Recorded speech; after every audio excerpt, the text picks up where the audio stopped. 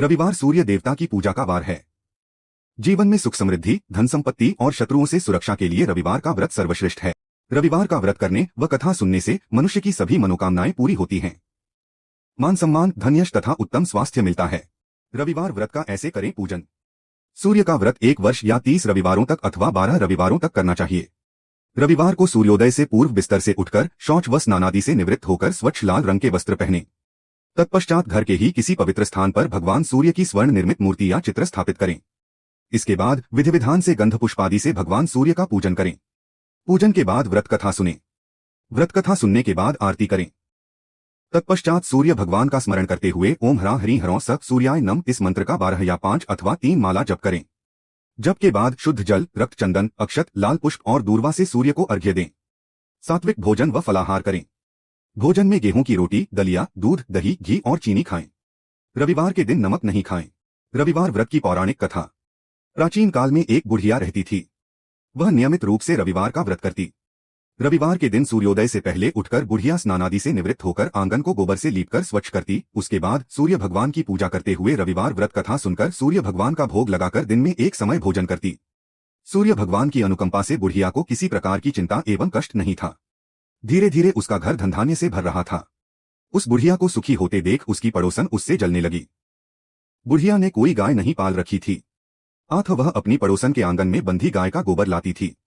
पड़ोसन ने कुछ सोचकर अपनी गाय को घर के भीतर बांध दिया। रविवार को गोबर न मिलने से बुढ़िया अपना आंगन नहीं लीप सकी।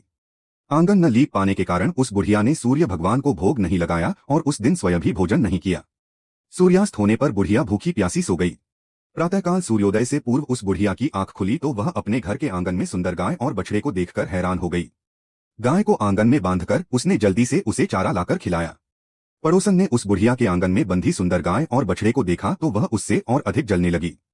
तभी गाय ने सोने का गोबर किया। गोबर को देखते ही पड़ोसन की आंखें फट गईं। पड़ोसन ने उस बुढ़िया को आसपास न पाकर तुरंत उस गोबर को उठाया और अपने घर ले गई तथा अपनी गाय का गोबर वहां रखाई। सोने के गोबर से पड़ोसन कुछ ही दिनों में धनवान हो गई। गाय प्रतिदिन सूर्योदय से पूर्व सोने का गोबर किया करती थी और बुढ़िया के उठने के पहले पड़ोसन उस गोबर को उठाकर ले जाती थी।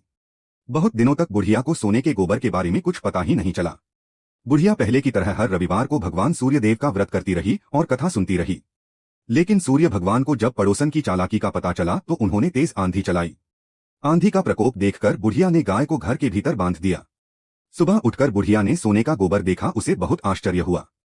उस दिन के बाद बुढ़िया गाय को घर के भीतर बांधने लगी। सोने के गोबर से बुढ़िया कुछ ही दिन में बहुत धनी हो गई। उस बुढ़िया के धनी होने से पड़ोसन बुरी तरह जल भुनकर राख हो गई और उसने अपने पति को समझा बुझाकर उसे नगर के राजा के पास भेज दिया। सुंदर गाय को देखकर राजा बहुत खुश हुआ। सुबह जब राजा ने सोने का गोबर देखा तो उसके आश्चर्य का ठिकाना न रहा। उधर सूर्य भगवान को भूखी प्यासी बुढ़िया को इस तरह प्रार्थना करते देख उस पर बहुत करुणा आई। उसी रात सूर्य भगवान ने राजा को स्वप्न में कहा, राजन, बुढ़िया की गाय व बछड़ा तुरंत लौटा दो, नहीं तो तुम पर विपत्तियों का पहाड़ टूट पड़ेगा, तुम्हारा महल नष्ट हो जाएगा। सूर्य भगवान के स्वप्न से बुरी तरह भयभीत राजा ने प्रातः उठते ही गाय और बछड़ा बुढ़िया को लौटा दिया। राजा ने बहुत सा धन देकर बुढ़िया से अपनी गलती के लिए क्षमा मांगी। राजा ने पड़ोसन और उसके पति को उनकी इस दुष्टता के लिए दंड दिया। फिर राजा ने पूरे राज्य में घोषणा कराई कि सभी स्त्री पुरुष रविवार का व्रत किया करें। रविवार का व्रत करने से सभी लोगों के घर धनधान्य से भर गए। राजतय में चारों ओर खुशहाली छा गई। स्त्री पुरुष सुखी जीवन यापन करने लगे तथा सभी लोगों के शारीरिक कष्ट भी दूर हो गए। इसी प्रकार सभी भक्त जनों को भगवान सूर्य देव का पूजन करना चाहिए। सूर्य देव की नियमित उपासना से उत्तम स्वास्थ्य, दीर्घायु और समृद्धि प्राप्त होती है।